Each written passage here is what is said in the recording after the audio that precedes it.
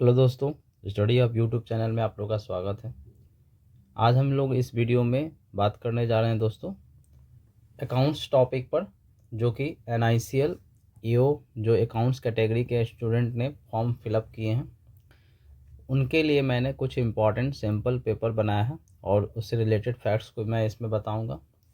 ये video on demand है दोस्तों, आप लोग के ही अनुरोध पर मैंने ये वीडियो बनाया है।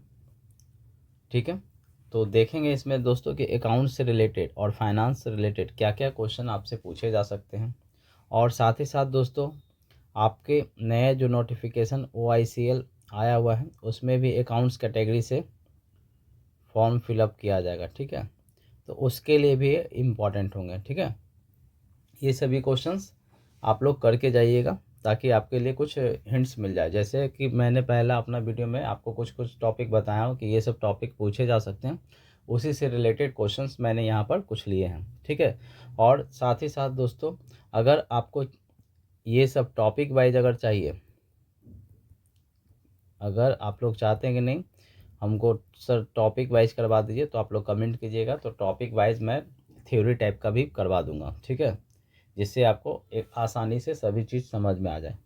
ठीक है, अभी मैंने कुछ क्वेश्चंस लिए हैं जो कि आपके लिए बहुत इंपॉर्टेंट होंगे दोस्तों। चलिए दोस्तों देखते हैं आज क्या क्या क्वेश्चन मैंने लिया है। तो देखिए दोस्तों, ये रहा आज का हम लोग का सबसे पहला question. According to accounting standard 26 for intangible assets, it is assumed that the useful life of goodwill does not exceed a certain duration. Which option represent the correct duration specified by accounting standard 26? तो बताना है दोस्तों इस question में आपको कि accounting standard जो 26 होता है जो कि इंटेंजिबल एसेट्स के लिए है। ठीक है, तो बताना है उसमें कुछ रूल्स बताया गया है कि यूजफुल लाइफ जो गुडविल होता है एक इंटेंजिबल ही होता है एसेट। जो भी बीकॉम पढ़े होंगे उन्हें पता होगा, और ये अकाउंट्स का कैटेगरी बीकॉम स्टूडेंट के लिए ही होता है दोस्तों, तो उन लोग को ये पता है। ठीक है, तो ये गुडविल जो इंटेंजिबल होता है उसका यूजफुल लाइफ कितना होता है, एक सर्टेन ड्यूरेशन होता है, उससे ज़्यादा नहीं हम लोग मान सकते। तो ये बताना है दोस्तों कि कौन सा ऑप्शन सही होगा इसमें।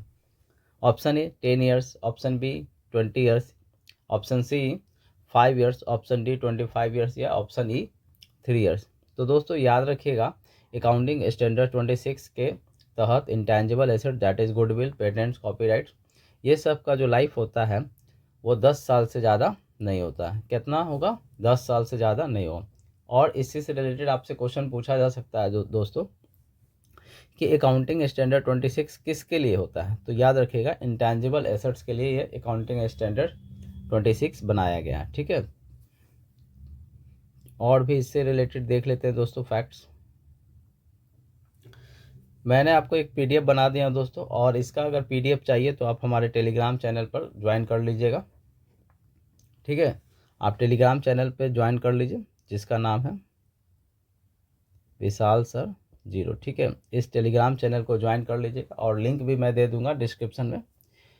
ठीक है, तो आप लोग वहाँ जाकर ज्वाइन कर लीजिएगा, जिससे आपको इस क्लास की PDF आपको मिल जाए, और जो भी मैं PDF अभी बनाऊंगा इस टॉपिक पर तो आपको वहीं से मिल जाएगा। ठीक है, तो चलिए देखिए दोस्तों, देखिए दोस्तों क्या लिखा हुआ है।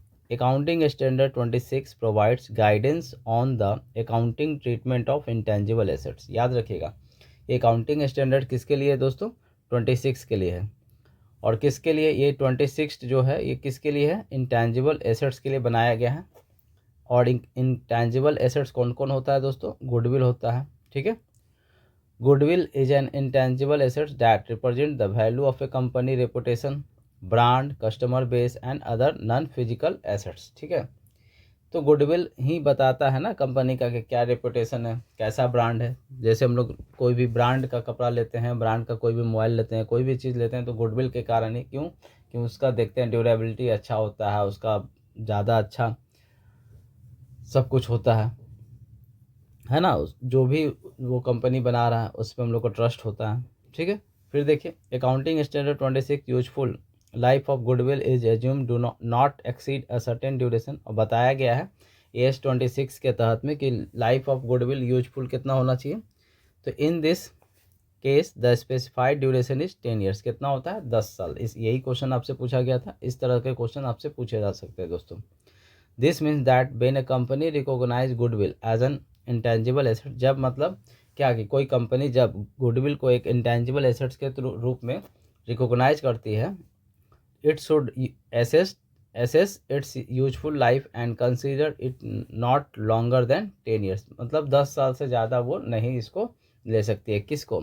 Intangible assets, useful life of goodwill. ठीक है, और ये पूछा जा सकता है कि अकाउंटिंग स्टैंडर्ड 26 के लिए दोस्तों, तो याद रखिएगा इंटेंजिबल एसेट्स के लिए है। ठीक है, The assumption of a limited useful life for goodwill recognize the possibility that its value may diminish over time due to factors such as change in market condition, competition and other external factors. होता है ना दोस्तों, ऐसा नहीं है कि जो पहले से एक ब्रांड बन गया तो अब वही चलेगा, ऐसा नहीं है। 10 साल के बाद हो सकता है उससे दूसरा अच्छा कोई कंपनी आ जाए कंपटीशन में, इस कारण से मार्केट कंडीशन के कारण, कंपटीशन के कारण और कोई अदर एक्सटर्नल फैक्टर्स के कारण डिमिनिश होने लगता है। क्योंकि ऐसा नहीं कि आपका हमेशा एक ही कंपनी का ब्रांड चलते रहेगा, तो ये निर्भर करता है 10 साल तक आपका गुडविल को माना जाता है।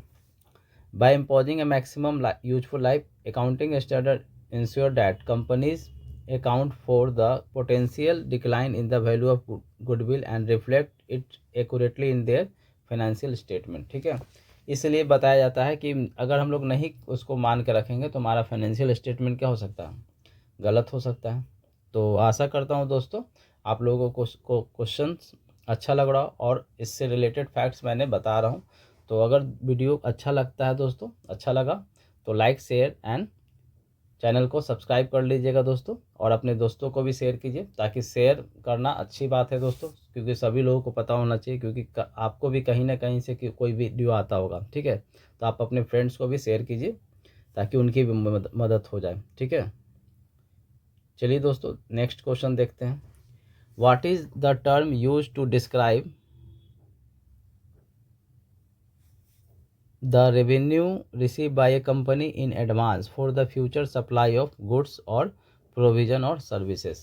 कह रहा है क्या दोस्तों कि मान लीजिए एक कंपनी है, उस कंपनी को फ्यूचर में कोई सप्लाई करना है। ठीक है, मान लीजिए कि रिलायंस कंपनी है, उनको कुछ ऑर्डर मिला और उनको आज नहीं फ्यूचर में कभी सप्लाई करना है, तो वो पैसा जो मिला उनको एडवांस में पैसा, तो वो पैसा क्या कहलाता है ये बताना है दोस्तों। ठीक है, जो पैसा मिला एडवांस में उसे क्या कहते हैं? तो याद रखिएगा दोस्तों कि जो भी पैसा अगर मिला है कोई भी कंपनी को इन advance for the future supply, मतलब पैसा दे दिया और बोला कि भाई मार्च में आपको ऑर्डर देना है, होली में ऑर्डर देना है, होली में सप्लाई करना है, दिवाली, मतलब पैसा पहले दे देते हैं और उसका सप्लाई माल का कब होगा? बाद में, फ्यूचर में। तो ऐसे पैसा को, इनकम को हम लोग क्या बोलेंगे दोस्तों? बोलते हैं डेफर्ड इनकम। क्या बोलेंगे? Deferred income. ठीक है, याद रखिएगा डेफर्ड इनकम होता है क्योंकि ये पैसा अभी उनका इनकम हुआ नहीं है, क्योंकि भविष्य में इनका होगा। ठीक है, भविष्य में इनको पेमेंट सप्लाई करना होगा, पेमेंट पहले मिल चुका है, याद रखिएगा। तो देख लीजिए, the term use to describe the revenue received by a company in advance for the future supply of goods और provision of services is deferred income. ठीक है, ये जरूरी नहीं कि सिर्फ सप्लाई गुड्स का ही हो, ऐसा नहीं, हम सर्विस भी दे सकते हैं दोस्तों। ठीक है, शादी विवाह के लिए भी बहुत सारा जो हॉल वगैरह बुक होता है उसके लिए भी पैसा मान लीजिए किसी कंपनी को दिया गया, 3 लाख 2 लाख जो भी पैसा दिया गया, वो पैसा 6 महीना पहले दे दिए और उसका हमको काम लेना है किसी और दिन, तो वो जो इनकम है वो उस कंपनी के लिए डेफर्ड इनकम कहलाता है। ठीक है, और डेफर्ड इनकम को हम लोग एक और नाम से जानते हैं, अनअर्नड इनकम, क्योंकि अभी आपने अर्न नहीं किया है, वो फ्यूचर में अभी आपने सर्विस नहीं दिया है, तो उसको अनअर्न इनकम ही मानते हैं। ठीक है, और एडवांस पेमेंट्स के तौर पे मानते हैं। Refers to the amount receive by a company from its customer और क्लाइंट्स बिफोर द गुड्स और आर डिलीवर और सर्विस आर रेंडर। ठीक है, विदाउट गुड्स दिए हुए और सर्विस अभी दिए नहीं। ठीक है, और एडवांस जो पैसा मिल जाता है उसको बोलते हैं deferred income. It represents an obligation of the company to provide the goods और सर्विसेज इन द फ्यूचर। है ना, ऑब्लिगेशन है, कंपनी का कर्तव्य है कि भाई आपको समय पर जो भी कंडीशन इसमें लिखा हुआ है उसके तहत आपको उस कंपनी को कस्टमर को सर्विस और गुड्स प्रोवाइड करवाना है। As the goods are supplied और service are provided over time the deferred income is gradually recognise as revenue in the company financial statement. ठीक है, समझ में आया ना दोस्तों। जब जैसे ही उस कंपनी ने अपना अगर प्रॉमिस पूरा कर दिया, सर्विस और गुड्स को सप्लाई कर दिया ऑन इन टाइम, तो उस रेवेन्यू को अब वो क्या मान लेगा, अपना रेवेन्यू इनकम मान लेगा। ठीक है दोस्तों, चलिए दोस्तों नेक्स्ट क्वेश्चन देखते हैं हम लोग। वीडियो कैसा लग रहा है दोस्तों, आप लोग ज़रूर कमेंट कीजिएगा ताकि हमें भी पता चले कि हमारा मेहनत आप लोग के लिए अच्छा हो रहा है। ठीक है, कमेंट कीजिएगा, लाइक कीजिएगा, शेयर कीजिएगा। ठीक है ना।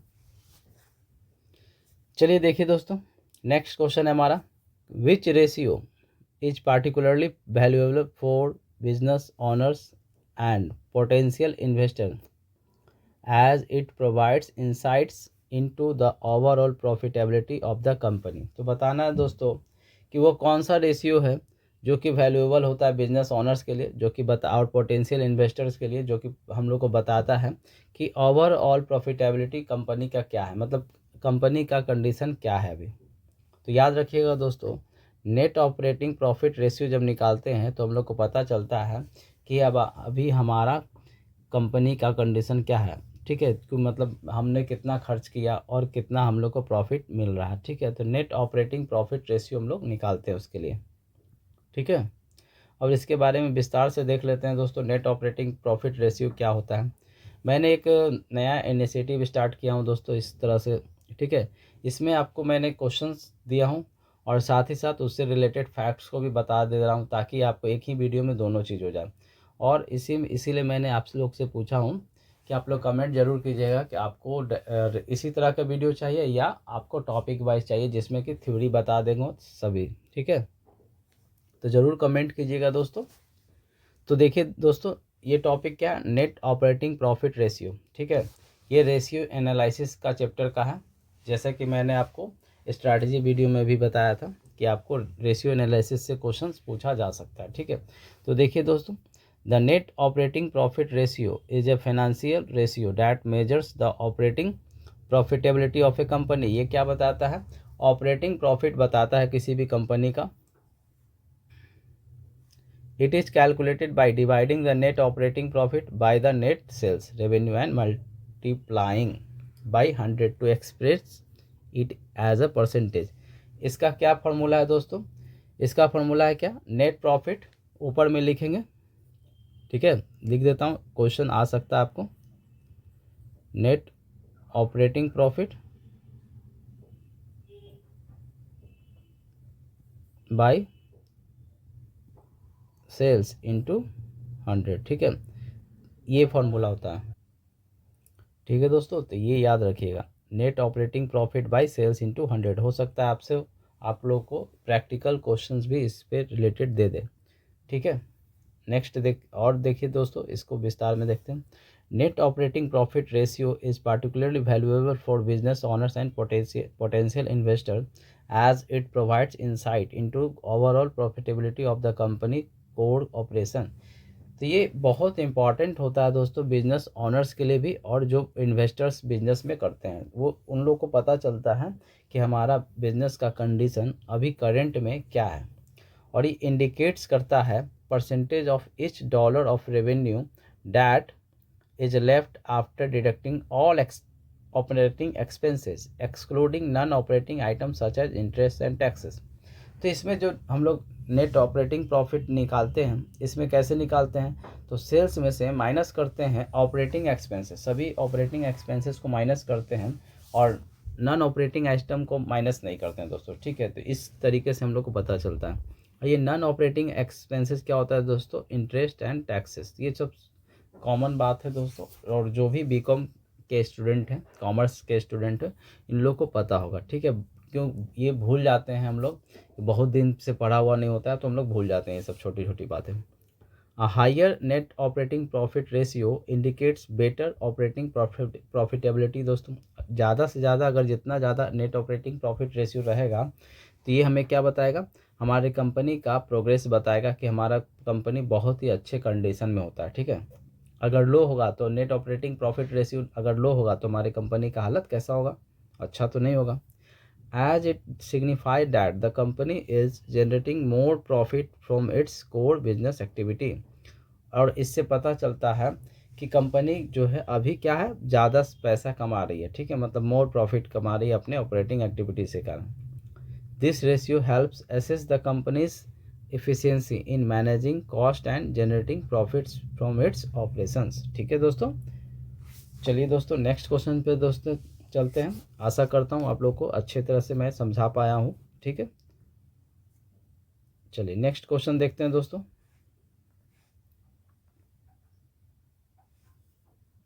देखिए दोस्तों नेक्स्ट क्वेश्चन हमारा, इन द फंड फ्लो स्टेटमेंट। देखिए दोस्तों एक फंड फ्लो स्टेटमेंट से मैंने क्वेश्चन लिया हूँ, ठीक है। मैंने हर एक टॉपिक से कुछ ना कुछ क्वेश्चंस लिया हूँ दोस्तों, और एक ही वीडियो में तो सारा कवर नहीं हो सकता है दोस्तों। आपके लिए बहुत सारे वीडियो इस तरह के बनेंगे जो कि आपको NICL AO और OICL के लिए भी काम करेगा, और साथ ही साथ अभी एक बिहार के लिए भी इलेक्ट्रिसिटी के लिए भी आ रहा है वैकेंसी, तो उसमें भी अकाउंट्स कैटेगरी से क्वेश्चंस पूछे जाएंगे दोस्तों। तो ये वीडियो उन लोगों के लिए भी बाद में लाभदायक होगा, और अभी तो लोग देखेंगे नहीं, लेकिन उन लोग के लिए भी फ़ायदा होगा ये वीडियो, ठीक है। देखिए दोस्तों फंड फ्लो स्टेटमेंट का क्वेश्चन है। In the fund flow statement the flow of funds occurs when a transaction takes place between. तो फंड्स जो होता है फ्लो कब होता है, तो ये बताना है दोस्तों कब होता है, किसके किसके बीच में होता है। तो ये याद रखिएगा दोस्तों, इसमें किस में होता है। तो देखिए फंड का फ्लो जो होता है ना, current assets and non current assets के बीच में होता है, ठीक है। करेंट एसेट्स और नॉन करेंट एसेट्स के बीच में होता है। अब ये करेंट एसेट्स क्या होता है दोस्तों, जानना होगा आपको। फिर फिक्स एसेट्स क्या होता है, ठीक है, लाइबिलिटी क्या होता है। तो इस तरह के भी वीडियो अभी अपलोड होना बाकी है दोस्तों, जो टॉपिक वाइज मैं करवाऊँगा। तो अभी सिर्फ इसमें यह याद रखना है कि जब फंड फ्लो स्टेटमेंट होता है तो उसमें फंड का फ्लो किसके किसके बीच में होता है, तो करेंट एसेट्स और नॉन करेंट एसेट्स के बीच में होता है। देखिए दोस्तों इन द फंड फ्लो स्टेटमेंट, मैंने हर एक क्वेश्चन के बाद आंसर एक्सप्लेनेशन लगा दिया हूँ दोस्तों, ताकि आप अपने PDF को भी पढ़ सकते हैं दोबारा, ठीक है। और इसका PDF तो आपको मैंने पहले ही बता दिया दोस्तों, जो अभी ज्वाइन किए होंगे या बाद में आगे देख रहे हैं, ठीक है।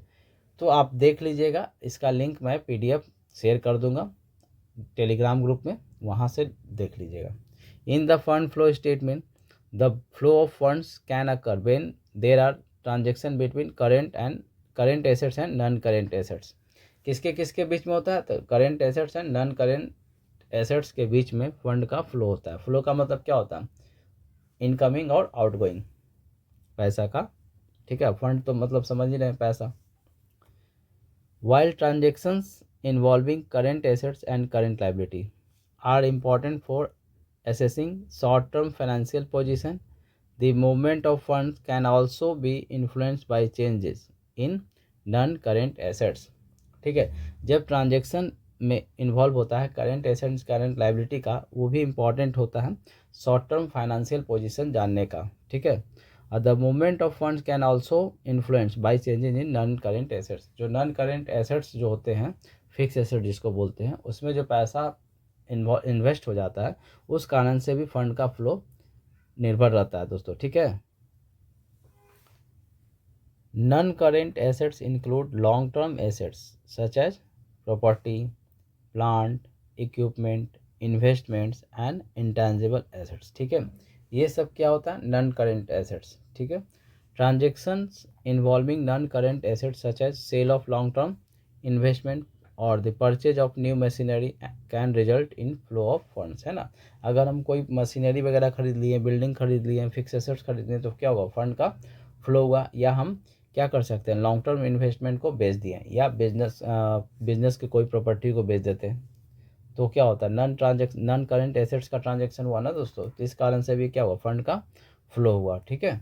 उसके बाद देखिए this transaction affect the availability and utilization of funds within a business, है ना। विद इन अ बिजनेस में क्या होता है, जो भी अवेलेबल होता है पैसा वो फंड का फ्लो हो जाता है, या तो इनकमिंग होगा या तो आउटगोइंग होगा, पैसा इनफ्लो होगा या तो आउटफ्लो होगा, as they involve the conversion or utilization of non-current assets. Thus, the movement of funds can be observed where there are transactions between current assets and non-current assets. Clear है दोस्तों? चलिए next question पे चलते हैं दोस्तों। देखिए दोस्तों next question हमारा, which of the following items should be classified and disclosed separately in the cash flow statement as arising from operating, investing or financial activity due to their non-recurring nature। Non recurring nature वाला कौन सा है ये बताना है दोस्तों, ठीक है, जिसको हम लोग डिस्क्लोज करते हैं सेपरेटली, मतलब उससे अलग रखते हैं, ठीक है, जो ऑपरेटिंग और इन्वेस्टिंग और फाइनेंसिंग एक्टिविटी होता है, ठीक है। तो बताना है दोस्तों, कैश फ्लो स्टेटमेंट का ये क्वेश्चन है, एक मैंने फंड फ्लो का लिया हूँ, एक कैश फ्लो का लिया हूँ, तो बताना है वो कौन सा आइटम होता है दोस्तों। तो याद रखिएगा दोस्तों, आपको नॉन रिकरिंग नेचर का कौन होता है, एक्स्ट्रा ऑर्डिनरी आइटम्स, इसे हम लोग सेपरेट पोस्ट करते हैं, ठीक है, जो कि ऑपरेटिंग, इन्वेस्टिंग और फाइनेंसिंग एक्टिविटी में हम लोग करते हैं, तो सेपरेटली करते हैं, ठीक है।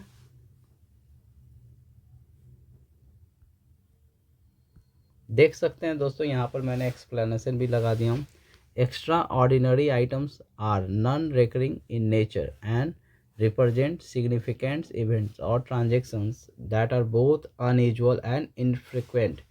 Example of extraordinary items can include gains और losses from sale of assets. देखिए दोस्तों, एक्चुअल में क्या होता है, हमारे बिजनेस का मेन पर्पस क्या होता है, कोई भी अगर मान लीजिए हमारा बिजनेस सेलिंग का है, तो हम लोग सेल क्या करेंगे, गुड्स ना, कि एसेट्स अपना। हमारे घर मान लीजिए हमारे कपड़े का बिजनेस है, तो हमारे कपड़े का बिजनेस है तो हम क्या करेंगे, कपड़ा बेचेंगे कि अपने घर बेच दें, तो अपना कोई मशीन भेज दें, या मान लीजिए हमारा कपड़ा बनाने का मैन्युफैक्चरिंग है, तो हम रेडीमेड जो सेल करेंगे वो मेरा मेन इनकम का साधन होगा, ना कि अपना जो प्लांट वगैरह है उसको बेच देंगे।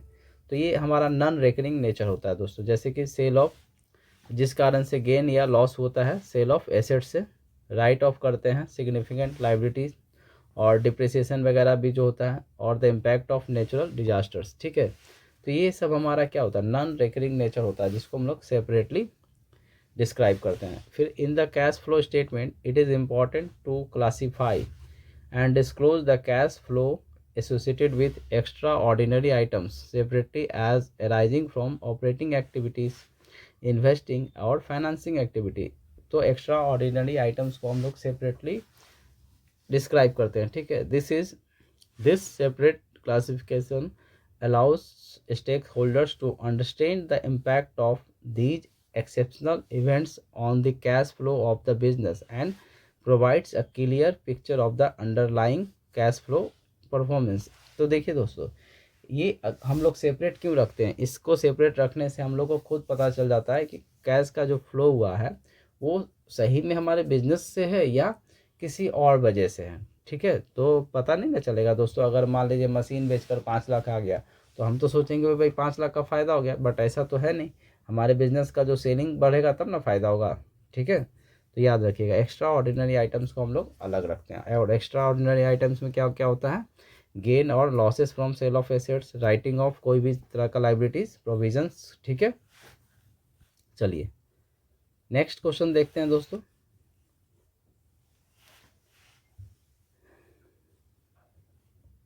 देखिए दोस्तों नेक्स्ट क्वेश्चन हमारा, which issue does accounting standard 2 revise 2016 primary address. तो बताना है कि अकाउंटिंग स्टैंडर्ड 2 के तहत कौन सा आता है, ठीक है। याद रखिएगा दोस्तों, सबसे पहले क्या यहाँ पर क्या दिया हुआ, अकाउंटिंग स्टैंडर्ड 2, तो AS2 किस लिए होता है, तो याद रखिएगा वैल्यूएशन ऑफ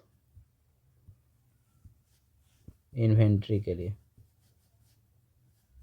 इन्वेंट्री क्या होता है दोस्तों, स्टॉक को बोलते हैं, ठीक है। तो इसमें क्या सही होगा दोस्तों, इसके तहत बताना है।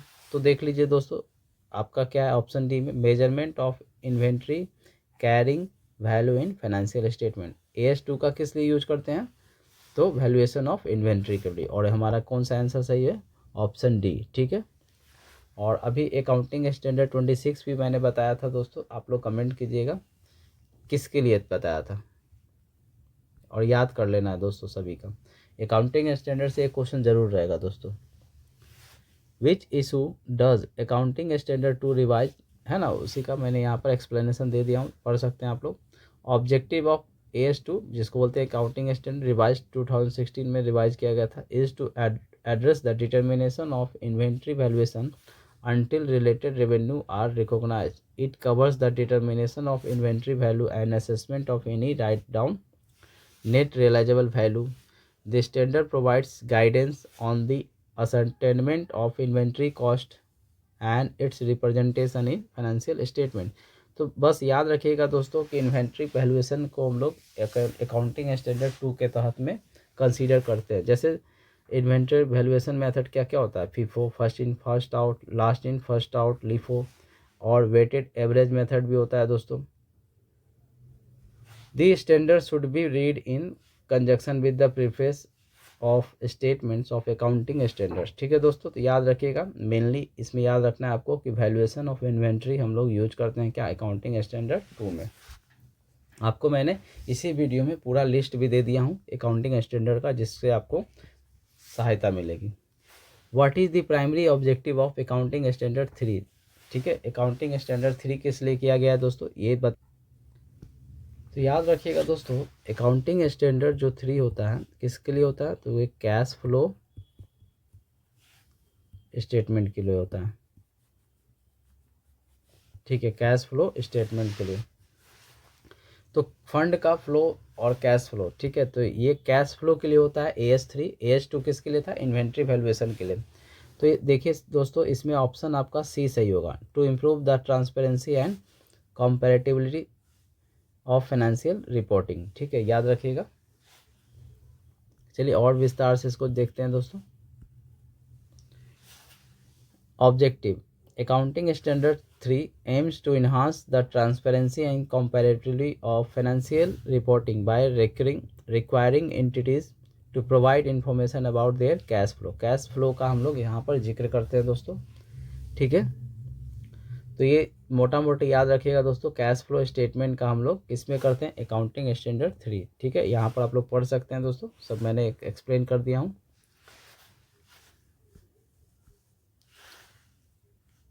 The standard apply to all entities preparing financial statement under the historical cost convention except for those engaged in a specific financial sector. Accounting standard 3 outlines presentation of cash flow statement। ठीक है, ये याद रखिएगा, cash flow statement includes in its components such as और cash flow of statement में हम लोग क्या क्या बनाते हैं दोस्तों, याद आ रहा होगा आप लोग को, जो भूल चुके हैं। ऑपरेटिंग एक्टिविटी करते थे, इन्वेस्टिंग एक्टिविटी बनाते थे, और फाइनेंसिंग एक्टिविटी बनाते थे। 3 एक्टिविटी हम लोग यूज करते थे कैश फ्लो स्टेटमेंट बनाने के लिए। उसी तरह से फंड फ्लो स्टेटमेंट के लिए भी हम लोग 3 ऑपरेशन करते थे। ठीक है, यहाँ पर कैश फ्लो स्टेटमेंट के लिए भी हम लोग ऑपरेटिंग एक्टिविटी, इन्वेस्टिंग और फाइनेंसिंग करते हैं। और टॉपिक वाइज मैं वीडियो बताऊंगा दोस्तों, बनाऊंगा, उसमें आपको ये सब बता दूंगा और अच्छी तरह से। ठीक है, क्योंकि अगर मैं ज़्यादा इसको एक्सप्लेन करने में लग गया दोस्तों, बहुत ज़्यादा वीडियो लंबा हो जाता है। ठीक है, तो टॉपिक वाइज मैं सोच रहा हूँ कि अलग से भी कर दूँ। ठीक है, तो आप लोग यहाँ पढ़ सकते हैं दोस्तों। मेनली याद रखना है, cash flow statement accounting standard 3 के तहत आता है।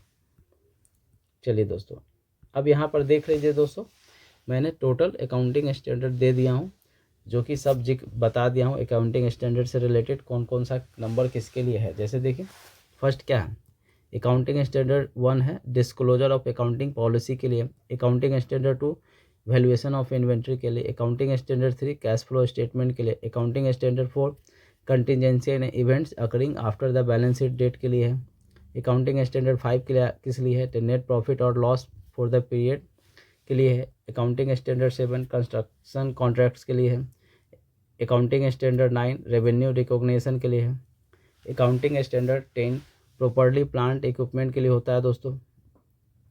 ठीक है, और देखिए दोस्तों, हम लोग अकाउंटिंग AS26 भी पढ़े थे इंटेंजिबल एसेट्स के लिए। फिर आप देख सकते हैं इसमें इंपॉर्टेंट है AS22 accounting for taxes on income, फिर earning per share accounting standard 20 होता है दोस्तों। तो कुछ कुछ इंपॉर्टेंट बहुत ज़्यादा है दोस्तों, तो आप लोग उसको देख लीजिएगा एक बार, मैंने लिस्ट दे दिया हूँ। तो ये पीडीएफ भी आपको, इसका पीडीएफ भी आपको दे दूंगा, जिससे कि आप इसको लर्न कर सकते हैं। ठीक है, बस आप लोग को एक बार रिवीजन करना है दोस्तों, और कुछ नहीं है। ठीक है, तो आप लोग रिवीजन कर लीजिएगा, आप लोग को याद आ जाएगा, ऐसा नहीं कि आप लोग को आता नहीं है। विच of the following is an intangible assets that is typically tested for impairment H year. ठीक है दोस्तों, तो ये बताना है दोस्तों कि विच ऑफ द फॉलोइंग एक इंटेंजिबल एसेट्स है जो कि इम्पेयरमेंट एच ईयर होता है।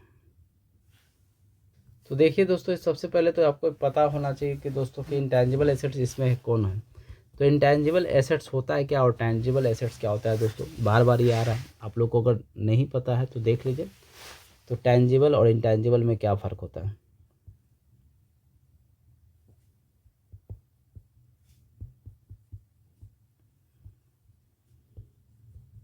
देखिए, इनटेंजिबल, टेंजिबल वो एसेट्स होता है जिसको हम लोग फिजिकली छू सकते हैं, ठीक है, और देख सकते हैं, ठीक है, उसको बोलते हैं टेंजिबल। और इनटेंजिबल क्या होता है, जो कि हम लोग जिसको छू नहीं सकते हैं फिजिकली, जिसका एग्जिस्टेंस बिल्कुल नहीं होता, फिजिकली नहीं होता है, ठीक है, जिसको हम लोग देख नहीं सकते हैं, जिस एसेट्स को ना छू सकते हैं। ठीक है, तो जैसे देखिए, लैंड हम लोग तो देख सकते हैं, बिल्डिंग भी देख सकते हैं, छू भी सकते हैं, मशीनरी भी छू सकते हैं, देख सकते हैं, लेकिन पेटेंट्स और कॉपीराइट्स, गुडविल, ये सब हमारा क्या होता है, इंटेंजिबल एसेट्स होता है। ठीक है, तो याद रखिएगा।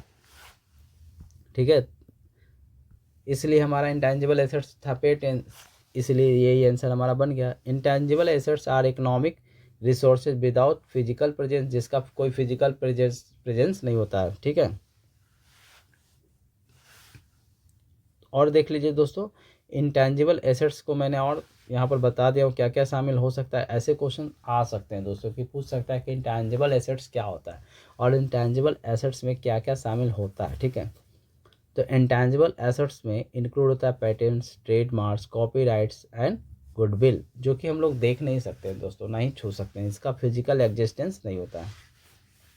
अकाउंटिंग फॉर इंटेंजिबल एसेट्स, और इसका एस 26 में भी था तो दोस्तों याद रखिएगा, मे इन्वॉल्व आइदर एमोटाइजेशन और impairment testing. Amortization is the systematic allocation of the cost of intangible assets over its useful life. ठीक है, एमोटाइजेशन क्या करते हैं, उसके यूजफुल लाइफ के ऊपर करते हैं। ठीक है, और intangible assets such as patents are often subject to impairment testing. और पेटेंट्स हमेशा क्या होता है, इम्पेयरमेंट टेस्टिंग होता है annually to assess if their carrying value exceed their recoverable amount. तो ये हम लोग जरूर करते हैं दोस्तों, इम्पेयरमेंट करते हैं इंटेंजिबल एसेट पेटेंट्स के लिए, एमोटाइजेशन करते हैं यूजफुल लाइफ के लिए। देख लीजिए क्वेश्चन दोस्तों, थोड़ा सा इसमें एक मिस हो गया है। 9 नंबर का क्वेश्चन का जो पीडीएफ था वो शायद उस पर सेलेक्ट नहीं हो पाया था, जिस कारण से उसका पीडीएफ नहीं बन पाया था, बट उसका एक्सप्लेनेशन यहाँ पर लगा हुआ है, समझ लीजिए। पूछा था इस क्वेश्चन में कि which of the following is not considered as financial assets. यहाँ पर मैंने आपको फाइनेंशियल एसेट्स बताने की कोशिश किया हूँ दोस्तों।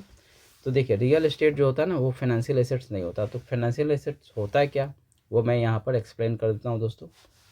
Financial assets represent investment in assets and securities of other institutions. जैसे financial assets include stocks, sovereign bonds, corporate bonds, preferred equity and other hybrid securities. ठीक है, ये सब शामिल होता है आपका फाइनेंशियल एसेट्स में। Financial assets valued based on the underlying security and market supply and demand के तहत पर उसको हम लोग वैल्यू करते हैं।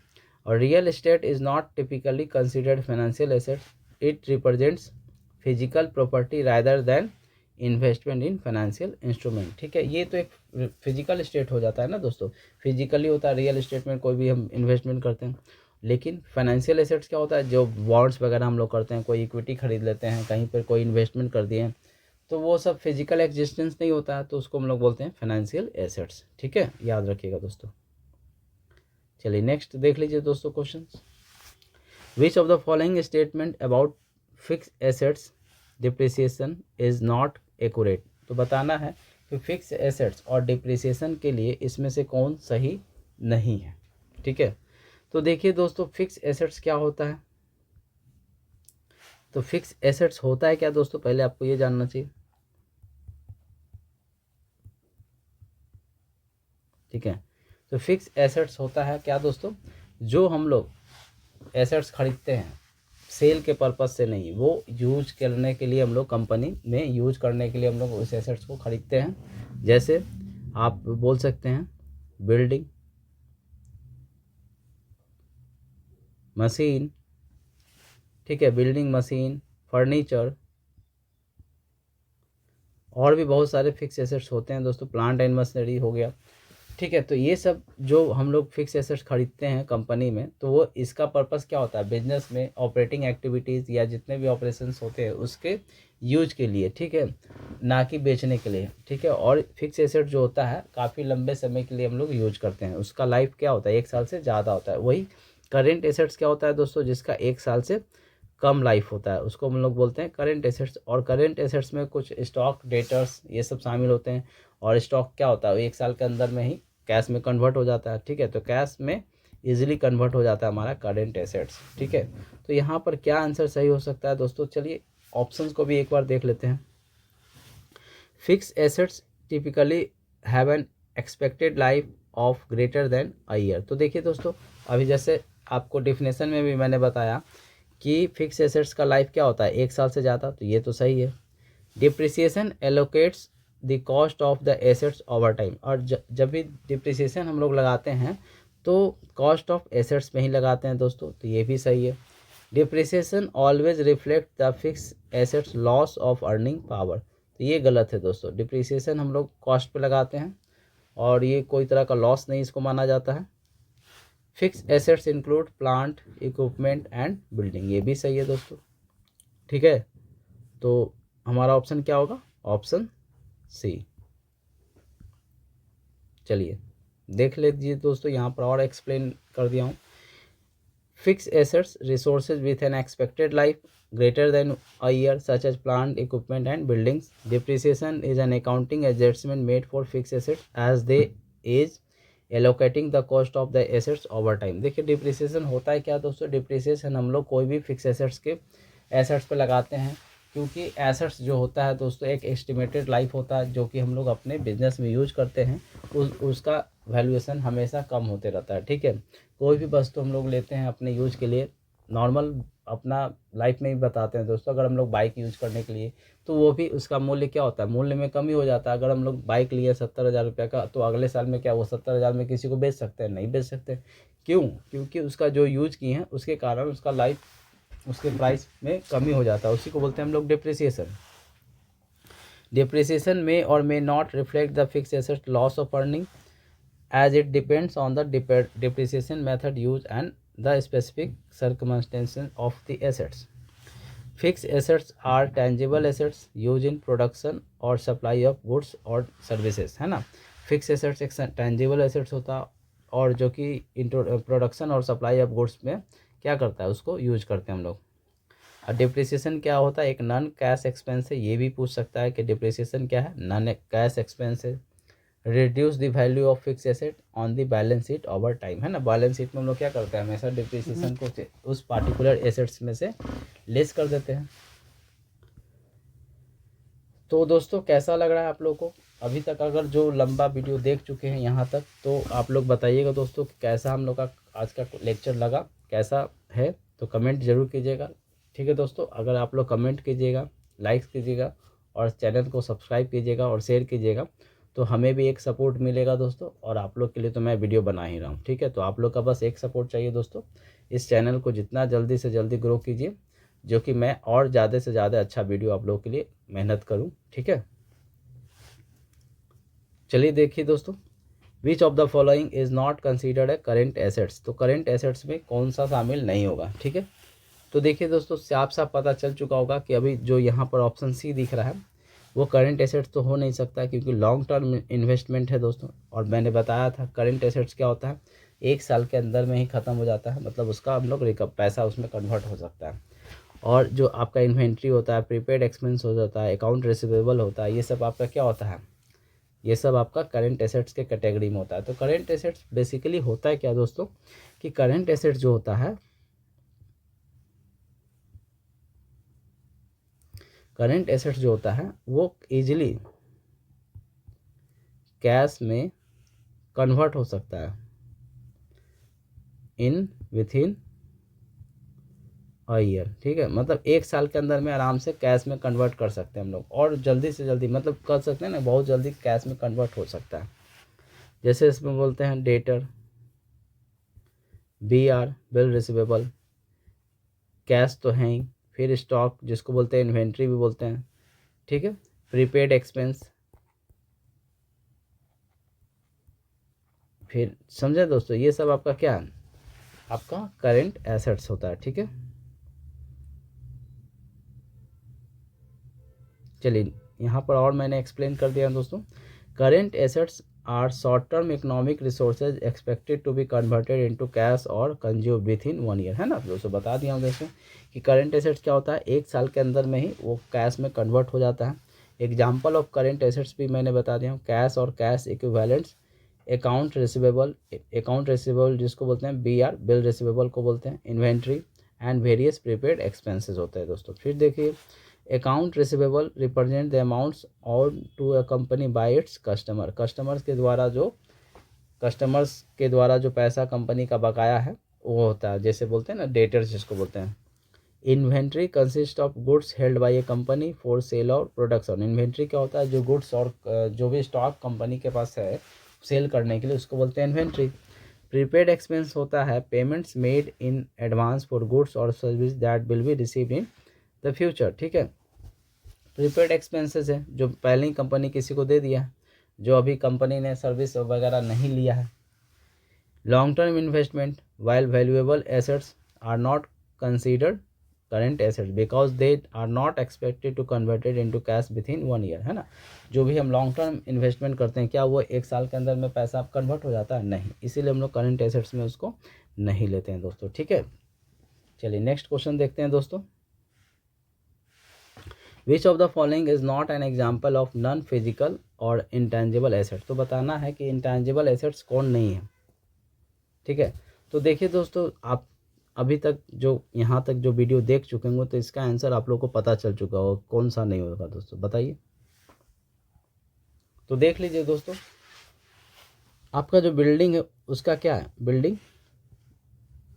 बिल्डिंग तो आपका इंटेंजिबल एसेट्स है नहीं, क्योंकि इसका फिजिकल एग्जिस्टेंस होता है। जैसे पेटेंट्स का फिजिकल एग्जिस्टेंस नहीं होता है, ना ही गुडविल का, ना ही ब्रांड इक्विटी का। तो हमारा आंसर आराम से इसमें पता चल गया।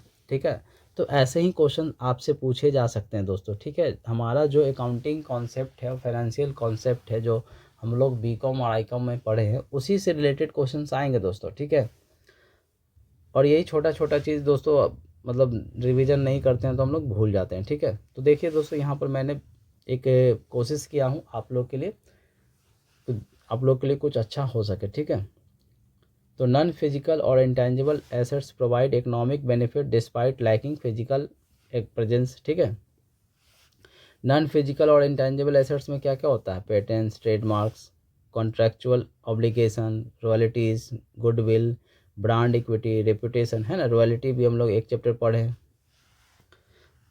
Patents, trademarks are form of intellectual property that provide legal rights to the owners. Goodwill represent करता है premium value paid for a company over its intangible assets during an acquisition. ठीक है दोस्तों, चलिए नेक्स्ट क्वेश्चन पे चलते हैं दोस्तों हम लोग। देखिए दोस्तों, what is the key difference between current assets and fix assets. ठीक है दोस्तों, ऐसे भी क्वेश्चन आ सकते हैं कि करेंट एसेट्स और फिक्स एसेट्स में क्या अंतर है। तो देखिए दोस्तों, आपका सही आंसर क्या हो सकता है।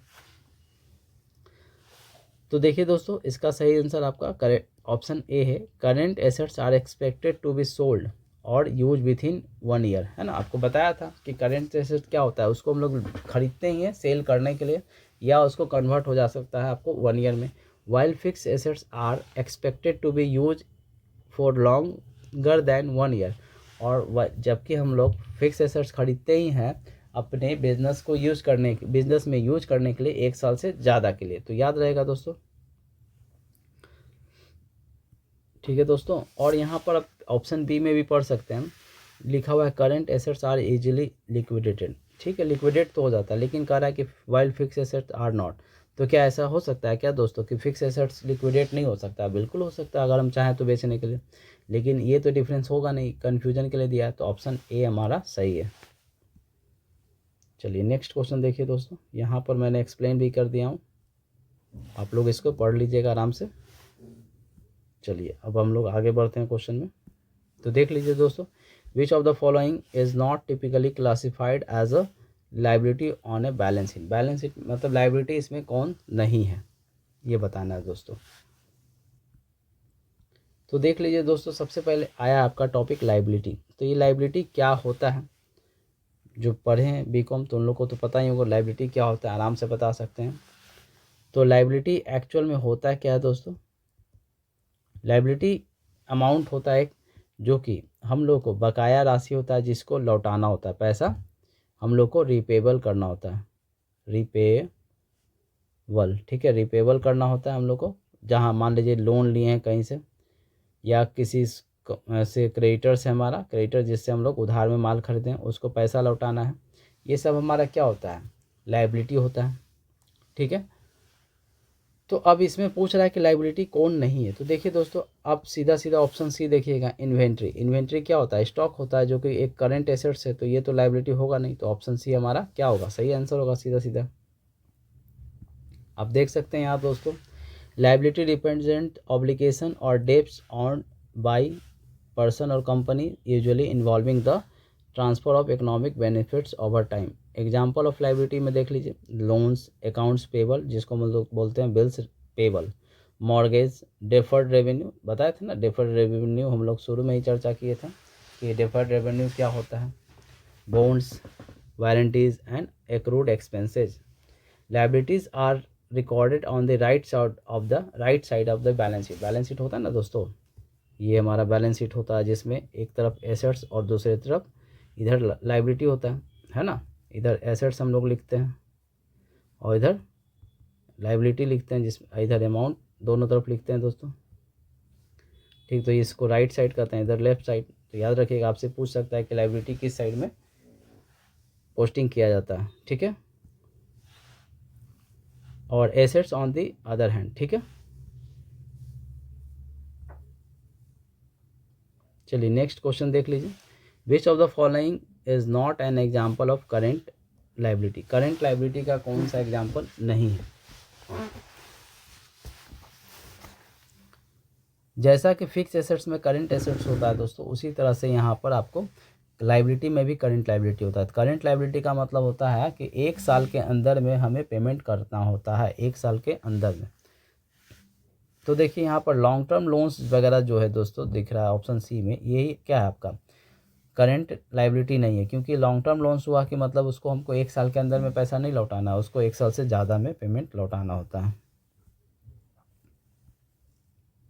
ठीक है दोस्तों, तो करेंट लाइबिलिटी आर ऑब्लिगेशन और debts with in a year, मतलब एक साल के अंदर में पैसा पेमेंट करना होता है करेंट लाइबिलिटी का। ठीक है, तो example of current liability include payroll expenses, accounts payable, money owed to vendors and monthly liabilities. ठीक है, current liabilities are typically settle with cash और other current assets within a short time frame. ठीक है, और long terms loans ये सब जो होते हैं, ये करेंट लाइबिलिटी के पार्ट्स नहीं होते हैं दोस्तों।